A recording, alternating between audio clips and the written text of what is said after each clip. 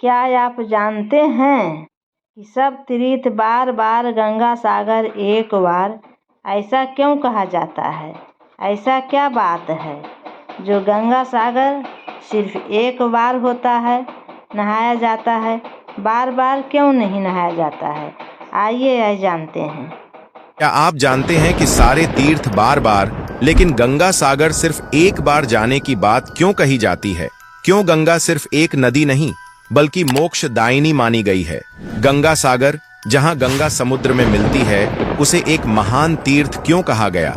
इसके पीछे एक प्राचीन और अद्भुत पौराणिक कथा छिपी है जिसे बहुत कम लोग जानते हैं। इस वीडियो में हम आपको गंगा सागर तीर्थ के महत्व के साथ साथ इस प्रसिद्ध कहावत सारे तीर्थ बार बार गंगा सागर एक बार के पीछे छिपे रहस्य से भी रूबरू कराएंगे। ऐसा माना जाता है कि इस पौराणिक कथा को सुनने से भक्तों की सभी मनोकामनाएं पूर्ण होती हैं। इसलिए इस वीडियो को अंत तक देखें, इसे अपने दोस्तों के साथ साझा करें और कमेंट बॉक्स में सभी माता के भक्त हर हर गंगे अवश्य लिखें। नमस्कार दोस्तों, गंगा सागर भारत के तीर्थों में एक महातीर्थ माना जाता है क्योंकि यही वह पवित्र स्थान है जहां गंगा माता सागर से मिलती है। मान्यता है कि इसी स्थान पर राजा सगर के 60,000 पुत्रों को मोक्ष की प्राप्ति हुई थी।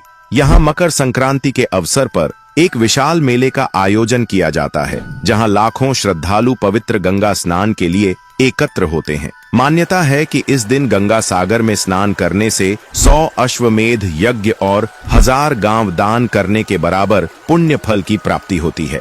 भारत की नदियों में सबसे पवित्र मानी जाने वाली गंगा नदी गंगोत्री से निकलकर कई राज्यों से होती हुई पश्चिम बंगाल पहुंचती है, जहां वह सागर में विलीन हो जाती है।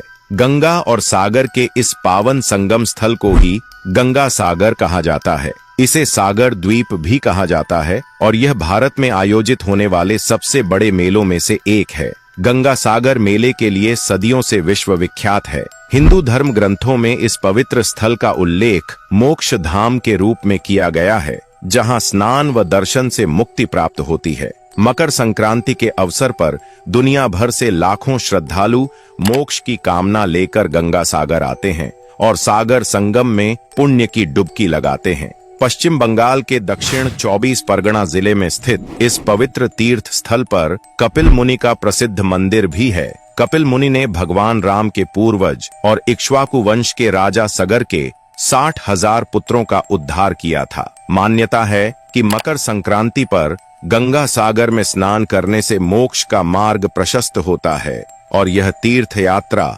सैकड़ों तीर्थों की यात्रा के समान पुण्य प्रदान करती है। दोस्तों, कहा जाता है कि हर कोई गंगा सागर की यात्रा नहीं कर पाता और यही सत्य एक प्रसिद्ध लोक कहावत में प्रकट होता है, सारे तीर्थ बार बार गंगा सागर एक बार। हालांकि यह कहावत उस दौर की है जब गंगा सागर पहुंचना अत्यंत कठिन हुआ करता था और इसे एक दुर्लभ तीर्थ यात्रा माना जाता था। लेकिन आधुनिक परिवहन और संचार सुविधाओं के विकास के कारण अब यहां आना कहीं अधिक सुगम और सुलभ हो गया है। ऐसी मान्यता है कि ऋषि मुनियों के लिए गृहस्थ आश्रम या पारिवारिक जीवन वर्जित होता है, लेकिन भगवान विष्णु के अनुरोध पर कंदर्भ ऋषि, जो कपिल मुनि के पिता थे, उन्होंने गृहस्थ जीवन स्वीकार किया। हालांकि उन्होंने इसके लिए एक शर्त रखी कि भगवान विष्णु को उनके पुत्र के रूप में अवतरित होना होगा। भगवान विष्णु ने यह शर्त स्वीकार कर कपिल मुनि के रूप में जन्म लिया, इसलिए उन्हें भगवान विष्णु का अवतार माना जाता है। आगे चलकर गंगा और सागर के संगम स्थल पर कपिल मुनि ने अपना आश्रम स्थापित किया और घोर तपस्या करने लगे। इसी दौरान राजा सगर ने अश्वमेध यज्ञ का आयोजन किया। इस यज्ञ की परंपरा के अनुसार यज्ञ के अश्वों को स्वतंत्र रूप से छोड़ दिया गया और वे विभिन्न राज्यों से होकर गुजरने लगे। प्रथा के अनुसार जिन राज्यों से ये अश्व गुजरते, उन्हें राजा सगर की अधीनता स्वीकार करनी पड़ती। यदि कोई राजा इन घोड़ों को रोकता तो उसे युद्ध के लिए तैयार रहना पड़ता था। राजा सगर ने यज्ञ अश्वों की रक्षा के लिए अपने 60,000 पुत्रों को उनके साथ भेजा था, लेकिन अचानक यज्ञ अश्व गायब हो गया। जब सगर पुत्रों ने अश्व की खोज की तो वह कपिल मुनि के आश्रम में मिला। यह देखकर सगर पुत्र क्रोधित हो गए और साधना में लीन कपिल मुनि को अपशब्द कहने लगे। उनकी इस उद्दंडता से कपिल मुनि कुपित हो गए और उन्होंने अपने तेजस्वी नेत्रों की अग्नि से उन्हें भस्म कर दिया।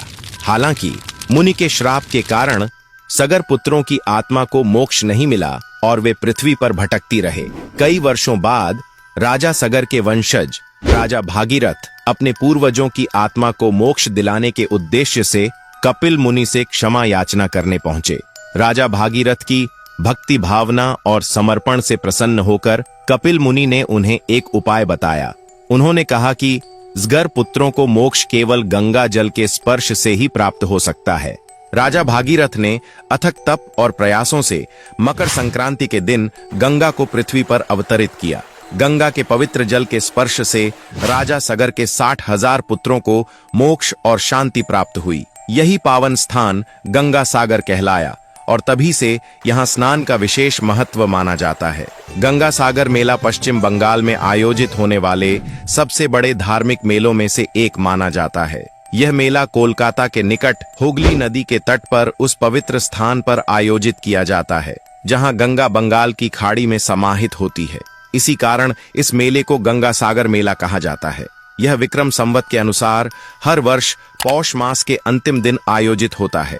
यह दिन मकर संक्रांति का होता है जब सूर्य मकर राशि में प्रवेश करता है। दोस्तों, सुंदरवन निकट होने के कारण गंगा सागर मेले को हर वर्ष कई प्राकृतिक चुनौतियों का सामना करना पड़ता है। तूफान, ऊंची लहरें और बदलते मौसम की विषम परिस्थितियां मेले के आयोजन में बाधाएं उत्पन्न करती हैं, लेकिन श्रद्धा और परंपरा के आगे ये सारी बाधाएं नगण्य हो जाती हैं।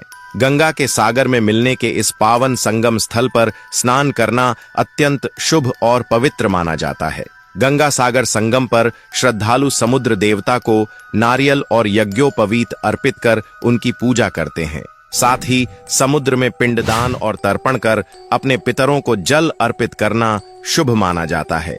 शास्त्रों में गंगा सागर में स्नान और दान का विशेष महत्व विस्तार से बताया गया है।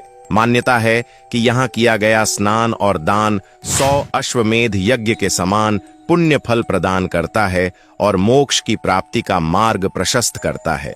स्थानीय मान्यताओं के अनुसार जो युवतियां गंगा सागर में स्नान करती हैं, उन्हें अपनी इच्छानुसार वर प्राप्त होता है और युवकों को स्वेच्छित वधू मिलने का आशीर्वाद मिलता है। स्नान और अनुष्ठान संपन्न करने के बाद सभी श्रद्धालु कपिल मुनि के आश्रम की ओर प्रस्थान करते हैं और श्रद्धा भाव से उनकी मूर्ति की पूजा अर्चना करते हैं। इस पवित्र मंदिर में गंगा देवी, कपिल मुनि और राजा भागीरथ की मूर्तियां स्थापित हैं, जिनके दर्शन से भक्तगण स्वयं को धन्य मानते हैं।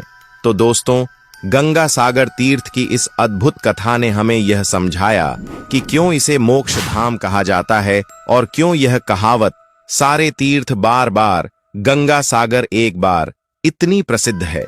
अगर आपको यह वीडियो पसंद आया हो तो इसे लाइक और शेयर जरूर करें ताकि और लोग भी इस पवित्र कथा के बारे में जान सकें। कमेंट में हर हर गंगे लिखकर अपनी आस्था व्यक्त करें और चैनल को सब्सक्राइब करें ताकि आपको ऐसे ही रोचक और धार्मिक कथाएं मिलती रहें। फिर मिलेंगे एक और नई कथा के साथ। जय मां गंगे।